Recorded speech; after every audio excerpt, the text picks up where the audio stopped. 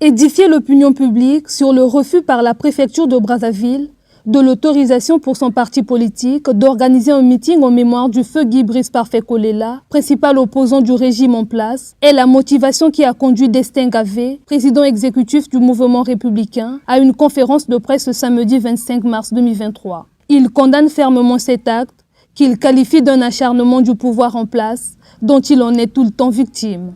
Le 24 février 2023, j'ai écrit au préfet de Brazzaville pour solliciter une autorisation afin de tenir un meeting au terrain Hugos Ava-Congo. Le 9 mars, le préfet m'a répondu défavorablement sous motif d'absence de récépissé justifiant juridiquement l'autorisation de la création du parti. Ceci m'a étonné, sachant que la préfecture est sous tutelle du ministère de l'Intérieur, administration qui délivre les récépissés. Le 13 mars 2023, j'ai formulé une nouvelle demande, cette fois-ci en joignant le récépissé du mouvement républicain. Contre toute attente, le 23 mars 2023, rebelote, le préfet a formulé une réponse négative cette fois-ci en évoquant le fait qu'il dispose d'éléments irréfutables qui démontrent que notre meeting est susceptible non seulement d'écorner le tissu social, mais aussi de troubler la tranquillité publique.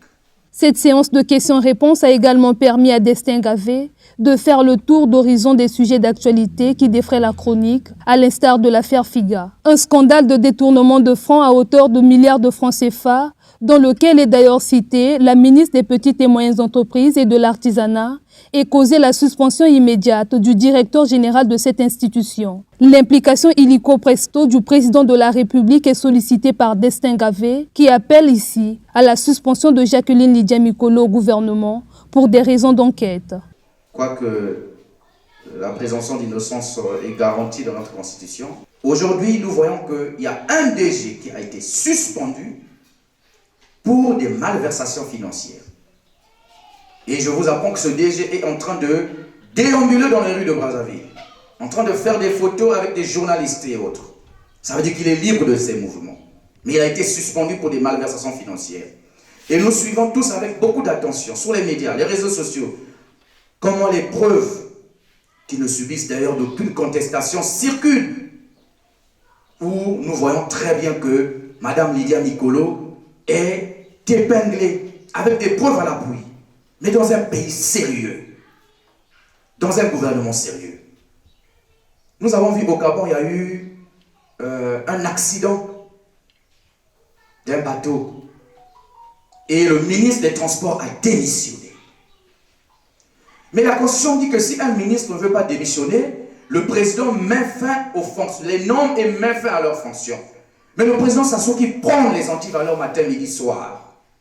Est-ce qu'il n'est pas temps de prouver au peuple congolais qu'effectivement, il est dans la logique de la lutte contre la corruption, de la lutte contre les antivaleurs?